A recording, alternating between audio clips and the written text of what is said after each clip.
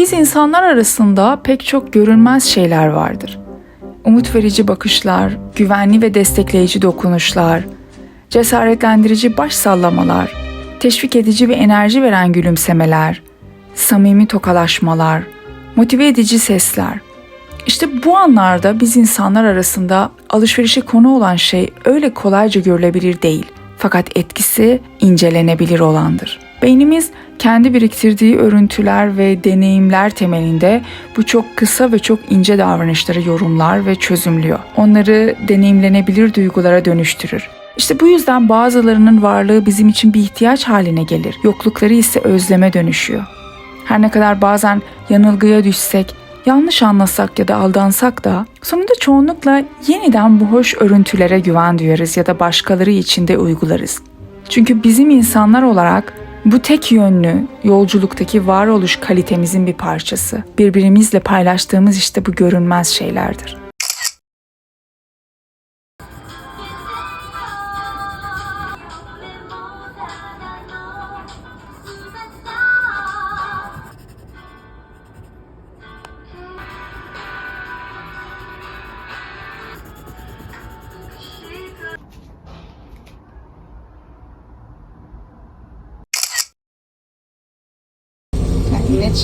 Watashi wa Gazara desu.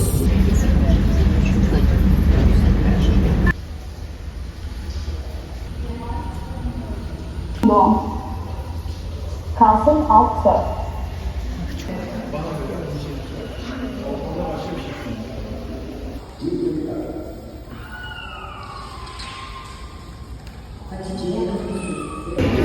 Hadi gel kardeş benim. O senin, ben zaten kardeş payını yaptım. Hayır lütfen hadi. O pay.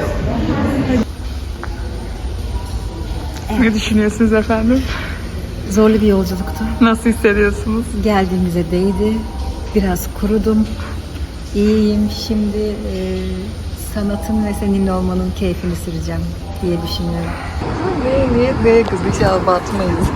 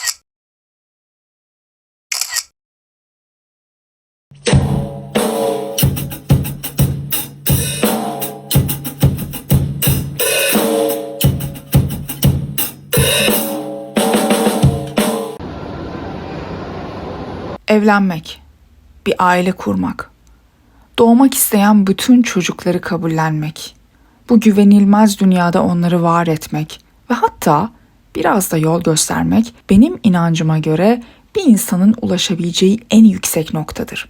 Onca insanın bu noktaya görünürde kolayca varabilmesi tersini kanıtlamaz. Çünkü birincisi bunu fiilen çok kişi başaramaz. İkincisi de sayıları az olan bu kişiler çoğunlukla bunu yapmazlar. Başlarına gelir bu durum. Gerçi en yüksek nokta değildir bu ama yine de çok büyüktür. Çok onurludur. Özellikle yapmak ve başına gelmek fiilleri birbirinden açıkça ayrılamadığı için.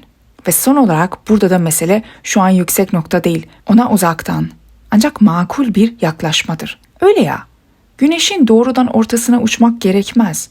Ama güneşin orada bir vurduğu ve insanın azıcık ısınabildiği dünyanın temiz bir köşesine gidip sığınmak yeterlidir.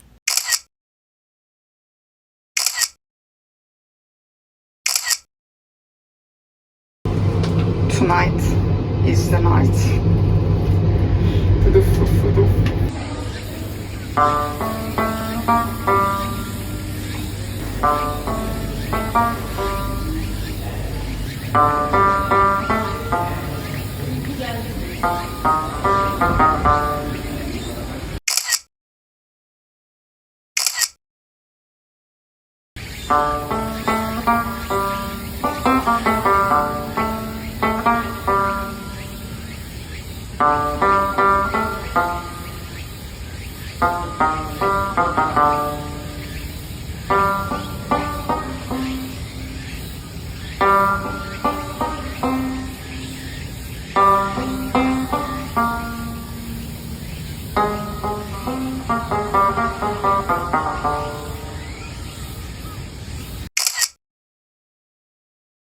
Melike, ne hissediyorsun?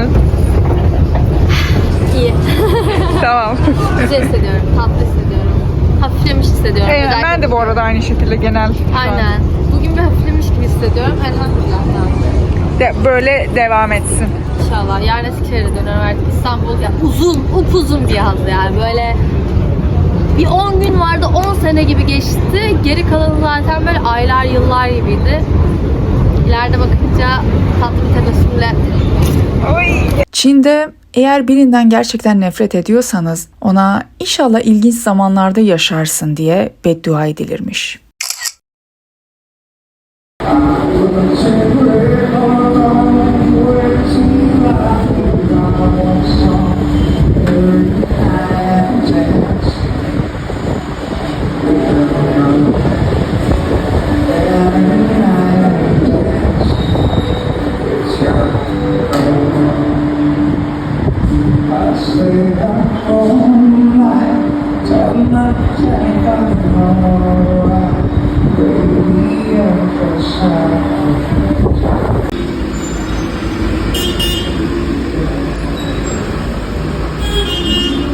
Abarttın mı?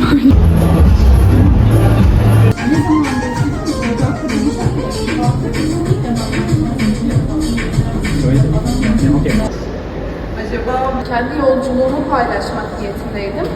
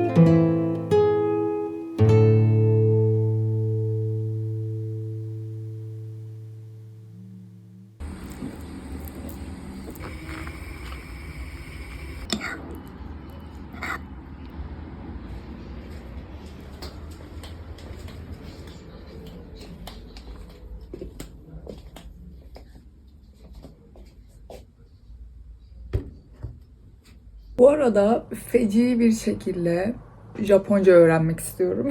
Yani öyle şey gibi, hani Japoncam eksik gibi, böyle bir vitamin eksikliği gibi.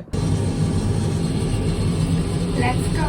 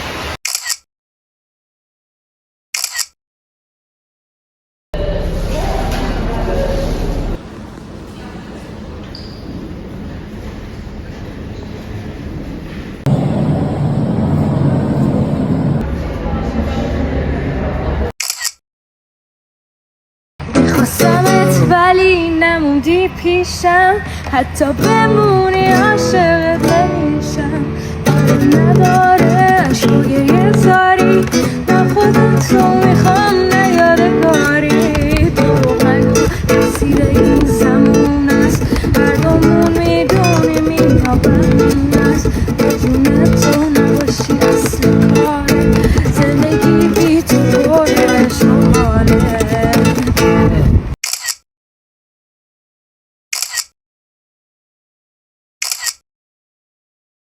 اما فکر می کنم گوشه ها جای بهتری هستند. در گوشه ها مسیر کاملا مشخص است و گم نمی شوید. چون دیوارها شما را هدایت می کنند. کنارتان دیواری است که می توانید به آن تکیه کنید و لازم نیست نگران باشید چون خیالتان از سمت دیوار راحت است. برای من قدم زدن در گوشه ها و کنار دیوارها احساس امنیت بیشتری به وجود می آورد. انگار خیالم از یک طرف و شاید هم دو طرف زندگی و خطرهای پیش بینی نشدهش راحت می شود. راستش را بخواهید من فکر می کنم دنیا آنقدرها جای امنی نیست. راستی ممکن است بپرسید امن یعنی چه؟ امن یعنی قابل پیش بینی بودن، یعنی غافلگیر کننده نبودن. در کنار آدمهای امن یا در دنیاهای امن می توانی چشمانت را چند دقیقه ببندی و وقتی بازشان میکنی همه چیز تقریبا همانطور که از قبل بوده هست.